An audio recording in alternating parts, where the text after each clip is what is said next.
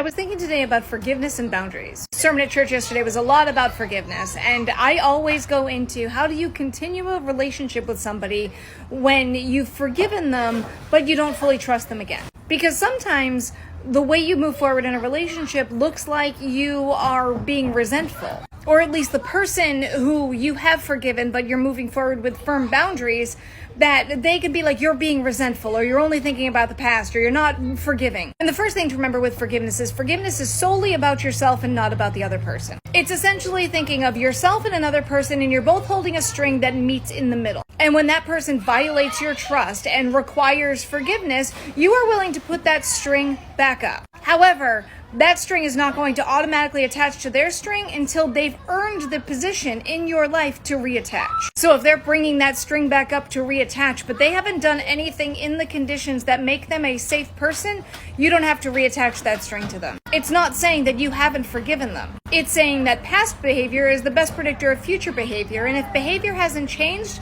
then we can't retie those strings. But my string is available if you ever want to meet those requirements. That allows you to move on with your life guilt-free without having to ruminate over what somebody has done to betray you. But it's also reminding yourself that you don't have to put yourself in harm's way, and you are allowed to have firm boundaries with people who do violate the terms of a relationship with you.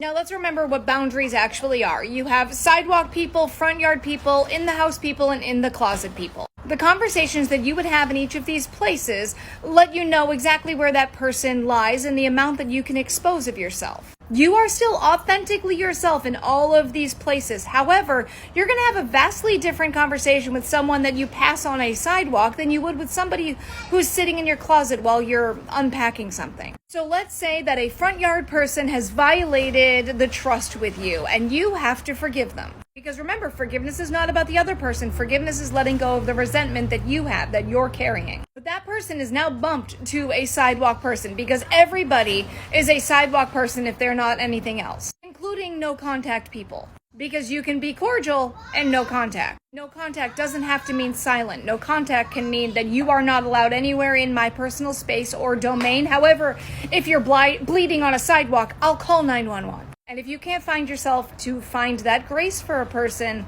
then that's still a forgiveness issue that you need to work with in yourself. If we need to unpack that further in another video, we can. But for now, let's move on. So your front yard person has violated your trust, moving them to the sidewalk in your life. You have forgiven them, but what are the conditions that you are willing to let them back into your front yard? You're evaluating that their past behavior is the best predictor of future behavior. So if they have a long history of not violating your trust, and then once they did violate your trust, then you just have to put in whatever conditions would make you feel like they've earned back that trust. So your rope is up, and they are aware that there is a way to get your ropes tied again. It's going to take them changing their behaviors and earning their way back. But what about a person who's an in-the-house person who's violated your trust multiple times and you've just really been made aware, wait, you're not ever being respectful towards me. You're violating my trust repeatedly and I have to sever that. You move that person to the sidewalk, so they're now in a sidewalk in a safe place. They cannot hurt you. And you work on forgiveness for yourself. What does reconciliation with that person look like? It could be that they never move beyond a sidewalk. It could be that they are exclusively a front yard person. They'll never make it back into the house. And you come up with the criteria that you would feel like you are safe with them again. Now again, if this just means that they're becoming a sidewalk person, you can put your rope back up.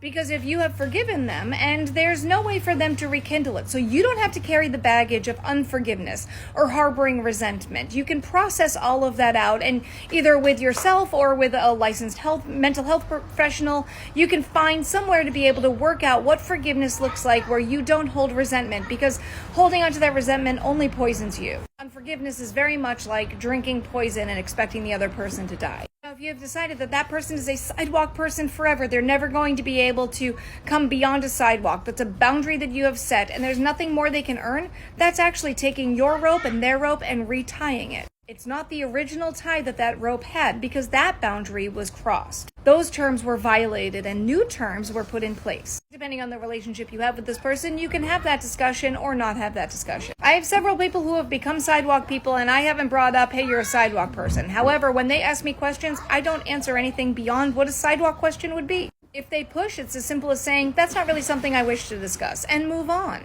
A safe person is never going to push. The boundaries have been redrawn. The map is now different. They can't assume that you're going to let them exactly where you've had them before. They violated the terms of that contract. Think about it as if you owned a house and you lost it to foreclosure. You get back on your feet and you're ready to buy your house again. If you go to your original mortgage broker and say, all right, I'm ready to get this house again. It's for sale. I'm ready to get it. They're going to be like, no, we foreclosed on it. That's already been done. That contract was completed. If you want to buy that exact same house, you need to go through the process of purchase again. The hardest hurts are when you've had in the closet people who have violated your trust so much that they've become sidewalk people. Because your muscle memory says we share everything, and the reality is, no, you don't. Again, it's like living in a house that was foreclosed on. It's no longer your house. You cannot show up there and say, this is my house. So again, you can figure out what forgiveness looks like for you. It could be as simple as pushing them to the sidewalk, maintaining them there, and realizing if they do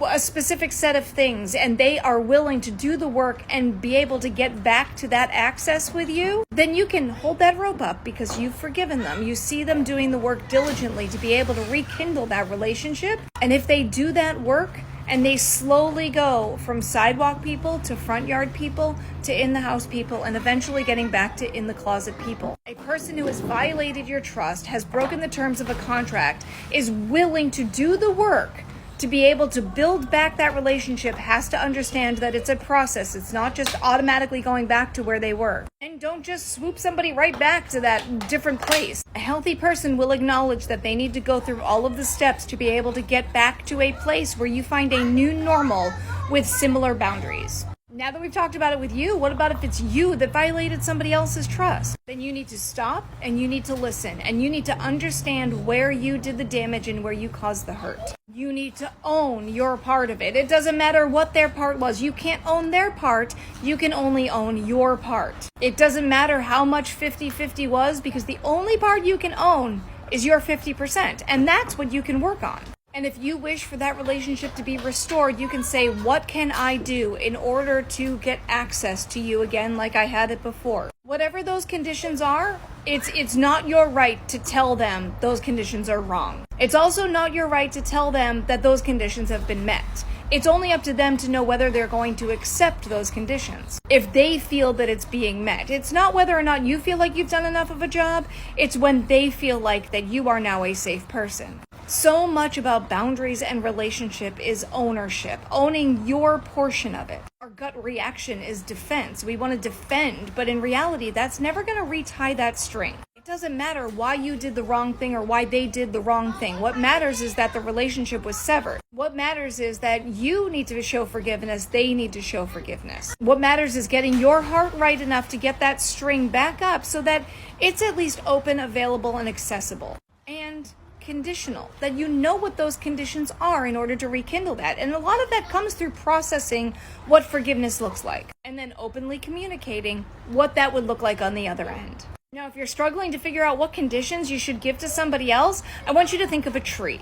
A fruit tree has a root system, it has a trunk, it has branches, and it has fruit. The tree's fruit is evidence of what's happening in the root system. It's evidence of good water flow or bad water flow. Healthy branches, not healthy branches. Is it getting enough sunlight? So on and so forth. So if you get bad fruit off a tree, don't just complain that that fruit is bad. Figure out what needs to happen in the root system in order to get good fruit. So when I'm thinking about conditions to put in place to make sure our relationship gets reconciled, I'm not thinking about the fruit. I don't care about the tangible things that you can do. What I care about is correcting the roots. Why did this go wrong in the first place? And how can your actions show me it's not going to happen again? I want to know that there's a change in behavior and a change in future behaviors so that we don't have to suffer through this again. Now that you know how to get to that process, what happens if they violate your trust again? You go back to the same process. The rope's been cut.